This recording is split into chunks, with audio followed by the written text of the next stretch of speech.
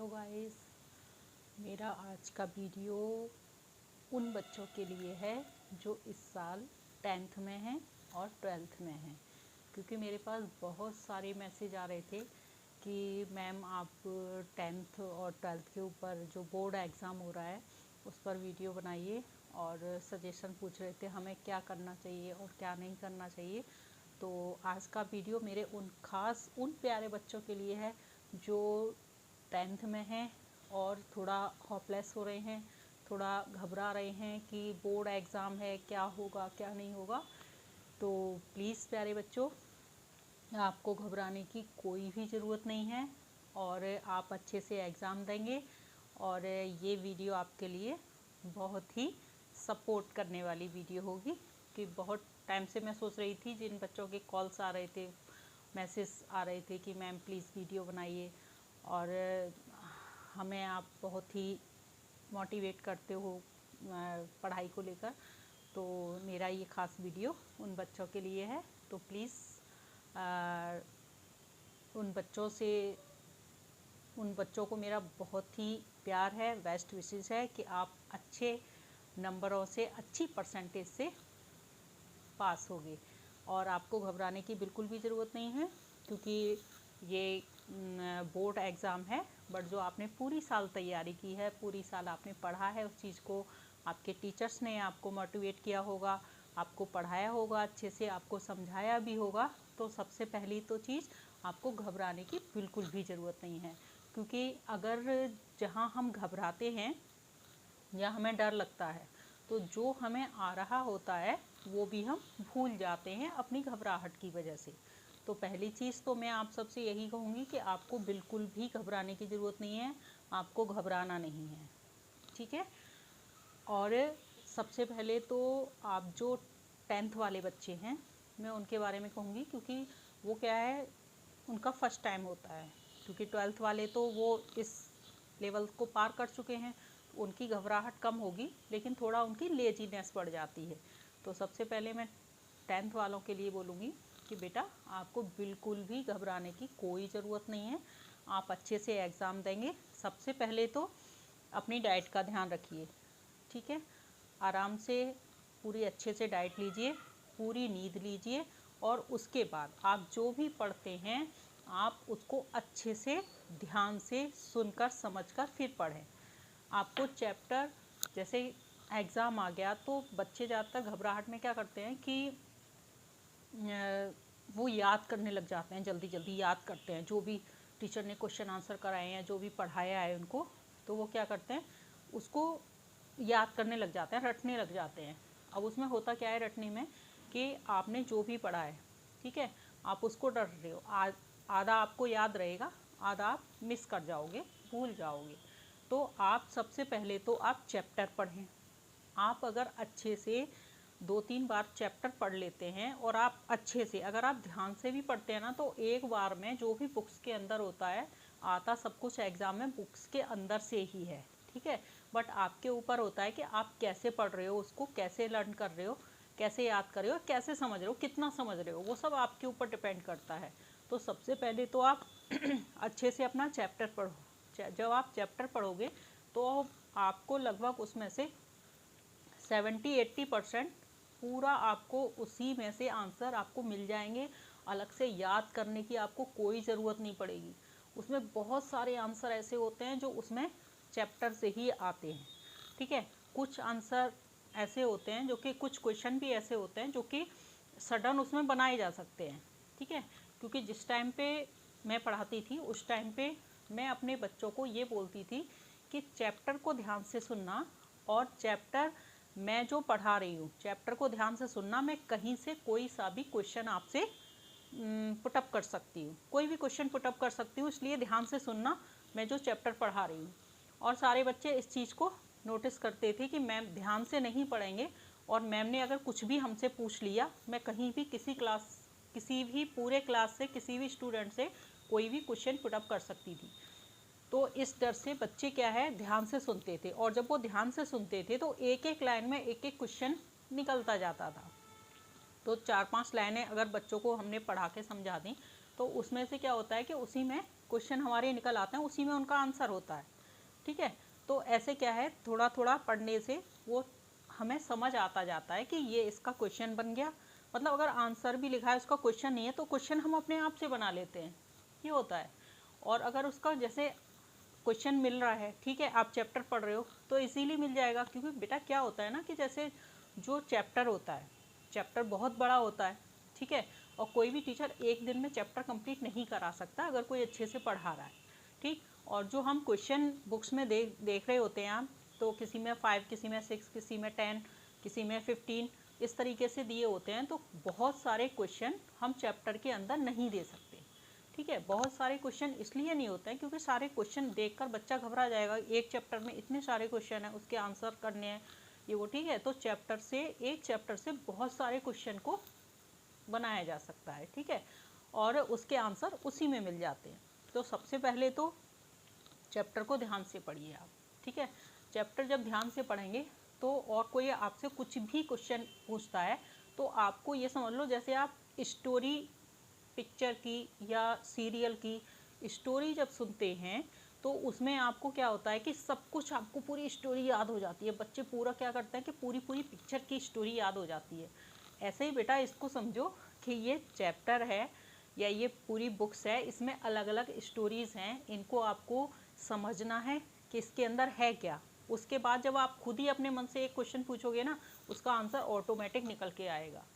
ठीक है, ये चीज़ होती है क्योंकि वो आपके समझने के ऊपर है। क्योंकि आप पिक्चर तो बहुत ध्यान से देखते हो, लेकिन जो पढ़ाई की बातें हैं या जो टीचर जब समझा रहा होता है, पढ़ा रहा होता है, तो आप बिल्कुल भी उतना ध्यान नहीं देते हो या आप बिल्कुल भी उस हिसाब से सीरियस नहीं होते हो जितना होना चाहिए। ठीक है, तो सबसे पहली चीज़ तो अब वो जो टाइम था, जो टीचर पढ़ा रहा था और समझा रहा था, वो टाइम निकल चुका है। अब आपको अपने आप से मेहनत करनी है। और पहले तो चीज़ मैं फिर भी यही कहूँगी कि आपको ये सब सुन के घबराना नहीं है। जैसे आप पिक्चर को बहुत ही अच्छे से देखते हो, कुछ बच्चे तो पूरी पूरी स्टोरी पिक्चर की मोबाइल पर ही देख लेते हैं, मोबाइल पर देख लेते हैं, उनको पूरी स्टोरी याद हो जाती है, चाहे वो सीरियल हो, चाहे स्टोरी हो या पिक्चर हो। ठीक है, या वेब सीरीज हो, कुछ भी हो, बच्चों को पूरा लर्न हो जाती है। हाँ, उस पिक्चर में ये था, उसमें ये था। तो ऐसे ही वही फोकस अपनी बुक्स की स्टोरी पर दो। जब आप उस पर फोकस देंगे तो क्या होगा कि आपको पूरी तरह से आपको समझ आ जाएगा कि चैप्टर के अंदर क्या क्या था। ठीक है, कौन सी संधि गई थी उसमें, कौन सा किस चैप्टर में क्या था, सब कुछ आपको ऑटोमेटिक ही समझ आ जाएगा। और एक चीज़ और, कुछ बच्चे क्या करते हैं, पढ़ाई करते समय उनके फोकस तो बुक्स पर रहता है, मतलब देखते वो बुक्स के अंदर है, पढ़ते बुक्स के अंदर है, और माइंड में स्टोरी कहीं और की चल रही होती है। होता है ना ऐसा, बहुत बच्चों के साथ होता होगा, बहुत बच्चों के साथ। तो सबसे पहले तो आपको क्या करना है कि जो आपका फोकस है और जहाँ आप हैं वो पूरा ध्यान आपको बुक्स के अंदर लगाना है। पढ़ाई करने बैठे हैं तो केवल पढ़ाई करेंगे, बाकी अदर चीज़ आप नहीं सोचेंगे। अगर माइंड आपका भटकता भी है, थोड़ी देर के लिए कहीं और चला गया, तो वहाँ से तुरंत हट के आ जाना है वापस कि अरे मुझे पढ़ाई करनी है। जब आप ऐसा 2-4 बार करेंगे ना तो आपका माइंड नहीं हटेगा और सेट हो जाएगा पढ़ाई में ही। तो सबसे पहले तो आप अपने बिल्कुल माइंड को फ्रेश करके फिर पढ़ने के लिए बैठिए और बहुत ही अच्छे से उसको चैप्टर को पहले लर्न कीजिए, मतलब उसको पढ़िए अच्छे से, समझ के उसको आप पढ़िए। जब आप अच्छे से समझ के पढ़ेंगे तो फिर क्या होगा कि आपको ऑटोमेटिकली, जब आप मन से कोई काम करते हैं ना, तो मन से जब हम कोई भी काम करते हैं, चाहे कोई भी काम हो, बहुत अच्छे से होता जाता है, बहुत ही अच्छे से। फिर चाहे वो पढ़ाई हो, फिर चाहे अदर कोई भी काम हो, बहुत ही अच्छे तरीके से होता है। तो सबसे पहले तो आप जब भी पढ़ने बैठें तो अपना पूरा फोकस पढ़ाई। तो बेटा समझाने के लिए बहुत सी बातें हैं जो मैं एक वीडियो में कंप्लीट नहीं कर सकती, तो मैं जो मेन टॉपिक है उस पर आती हूँ। आप अच्छे से बिल्कुल समझ के अपना चैप्टर को समझें और याद करें। ठीक है, अब उसके बाद में जैसे जो टिक द करेक्ट वाले आंसर होते हैं, तो उसमें बच्चे क्या करते हैं कि जैसे उसमें 4 ऑप्शन होते हैं। ठीक है, 4 ऑप्शन होते हैं, तो वो 4 ऑप्शन ही पूरा याद करते हैं कि पूरे जो 4 ऑप्शन दिए गए होते हैं, तो वो 4 आंसर ऑप्शन ही पूरा याद कर लेते हैं कि हाँ ये इसका ये। और फिर जब एग्ज़ाम में जब बैठते हैं ना, और जब वही सब एग्ज़ाम में आता है तो वो कंफ्यूज हो जाते हैं कि नहीं यार ये नहीं ये वाला था, अरे नहीं यार ये नहीं ये वाला था, अरे ये नहीं ये वाला था। तो आप उस चीज़ से कंफ्यूज हो जाते हैं। तो मेरा आपको एक सजेशन है कि जो टिक वाले होते हैं, टिक द करेक्ट, तो उसमें आप केवल जो मेन आंसर है आप उसको याद करें। ठीक है, जो 4 ऑप्शन हैं, 4 ऑप्शन में से एक सही है, बाकी 3 गलत हैं, तो 3 गलत को याद ना करें, केवल जो राइट आंसर है का आप केवल फोकस उस पे दें, उसी को याद करें। ठीक, तो जब एग्ज़ाम में आपको ऑप्शन आएगा तो आप उसको चुटकियों में पहचान लेंगे कि हाँ ये वाला इसका आंसर है। ठीक, तो पहले तो आपको ये थोड़ा सा ध्यान रखना है। ठीक, आपका टाइम भी बचेगा और आप मेन आंसर याद कर लेंगे, तो आपको बहुत ही जल्दी आपको याद आ जाएगा कि हाँ यार इसका आंसर तो ये वाला है, ये इसका टिक कर देते हैं। ठीक है, और जो लॉन्ग आंसर होते हैं उसमें एक चीज़ आपको रखनी है, जो मेन हेडिंग वाले होते हैं, पॉइंट वाले होते हैं, ठीक है, उसको अच्छे से लर्न करना है। हेडिंग नीट एंड क्लीन डालना है, अपनी राइटिंग को बिल्कुल साफ रखना है, गंदा बिल्कुल भी नहीं लिखना है। बहुत अच्छे से आपको बिल्कुल एक एक पॉइंट डाल के और आपको स्टेप बाय स्टेप लिखना है। राइटिंग पे विशेष ध्यान दीजिएगा, क्योंकि अगर आपकी राइटिंग गंदी होती है और बेशक आपने बिल्कुल सही लिखा होता है, तो चेक करने वाले क्या करते हैं कि वो उनको समझ नहीं आती आपकी राइटिंग, वो पूरा ही कट करके आगे बढ़ जाते हैं। तो आपको ये गलती बिल्कुल नहीं करनी है। विशेष तौर से आप अपनी राइटिंग पे ध्यान देंगे, जो भी लिखेंगे नीट एंड क्लीन लिखेंगे, जिससे कि एग्जामिनर को समझने में प्रॉब्लम ना हो और वो अच्छे से आपकी कॉपी चेक करके नंबर दे सके। ठीक है, पॉइंट बाई पॉइंट लिखिए। ठीक है, ऐसा नहीं है कि आपने घर की पंचायत उसकी लिख दी। जो पूछा जा रहा है क्वेश्चन के ऊपर ध्यान दीजिए, क्वेश्चन में क्या पूछा जा रहा है। कुछ बच्चे ऐसा करते हैं, क्वेश्चन में कुछ पूछा जा रहा होता है, लिख कहीं और। तो आपको ऐसा नहीं करना है, क्योंकि होता क्या है कि अगर आपने कुछ का कुछ लिख दिया, तो बेटा मैं आपसे यही कहना चाहूँगी, तो सबसे पहले तो आप मन से पढ़ाई करो। ठीक है, एग्ज़ाम में जब आप लिखने बैठो तो सबसे पहले आप पूरे पेपर को आप ध्यान से पढ़ना। ठीक है, ध्यान से पढ़ना कि उसमें क्या क्या पूछा गया है, और जो सबसे पहले आपको अच्छे से आता हो उसको पहले करना। ठीक है, और साथ में आप घड़ी बांध के बैठना, जिससे आपको टाइम का अंदाज़ा रहे कि इतने टाइम में हमें इतने सारे क्वेश्चन करने हैं। ठीक, तो सबसे पहले तो जो आपको अच्छे से लर्न है वो आप सबसे पहले करना, बहुत ही नीट एंड क्लीन, अच्छी राइटिंग में। ठीक है, हैंड राइटिंग बहुत ही अच्छी होनी चाहिए। अगर नहीं है तो अभी टाइम है, आप इम्प्रूव कर सकते हो। डेली 3 घंटे का पेपर होता है, तो उसमें आप पूरा टाइम लेकर बैठिए कि इतने क्वेश्चन आपको इतने टाइम तक कर लेने हैं। ठीक है, कोई भी क्वेश्चन आपको छोड़ के नहीं आना है, पूरा सब कुछ आपको लिख के आना है पहले जो अच्छे से। तो बच्चों, आपको बिल्कुल ही रिलैक्स होकर पढ़ाई करनी है। ठीक है, फोकस अपना पढ़ाई पे दीजिए।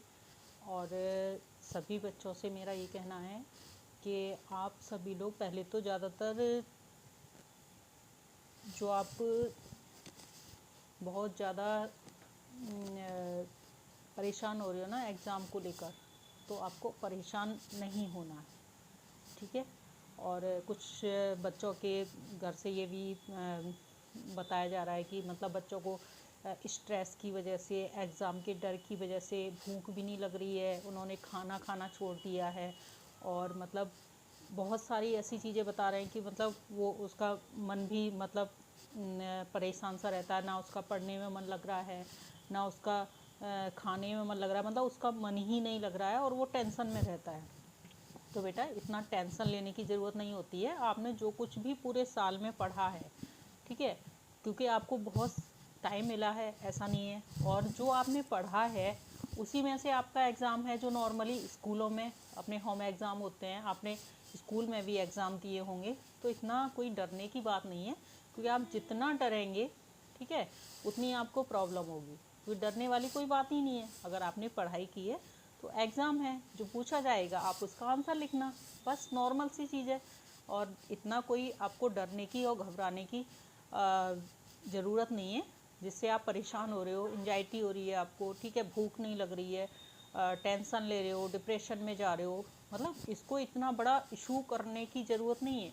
बस आपको थोड़ा ध्यान रखने की ज़रूरत है। पहले तो आप बिल्कुल रिलैक्स हो, जब आप रिलैक्स होंगे तो आपको भूख भी लगेगी, आपका पढ़ने में मन भी लगेगा, और आप सोच सोच के अंदर ही अंदर घबराते रहेंगे, मन में घुटते रहेंगे, तो क्या होगा कि ये सारी प्रॉब्लम्स आपको ज़्यादा होंगी, आपको एंजाइटी होने लगेगी, आपको बहुत सारी प्रॉब्लम फेस करनी पड़ रही हैं।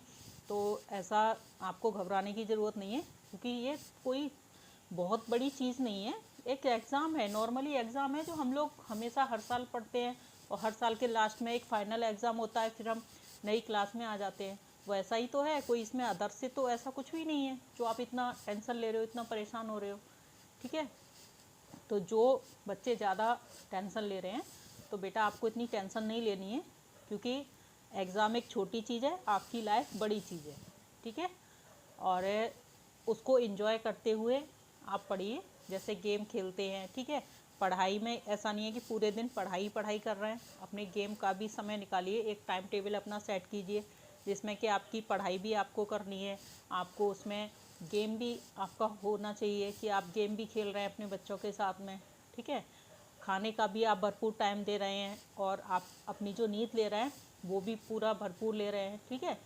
तो इन सब चीज़ों का बैलेंस रखते हुए आप पढ़ाई करेंगे तो आपको एक अच्छा फील होगा और आपका एक अच्छा रिजल्ट आएगा, ठीक है। तो आपको बिल्कुल भी टेंशन नहीं लेनी है, और मन से आपको पढ़ाई करनी है। और आप टेंशन लेंगे तो टेंशन में क्या होगा कि कुछ भी नहीं हो पाएगा, ना तो आप अपना जो स्वास्थ्य है ना तो वो ठीक रख पाएंगे, ना आप पढ़ाई कर पाएंगे, ना आप एग्ज़ाम दे पाएंगे ढंग से, ठीक है। तो इतना नर्वस होने की ज़रूरत नहीं है।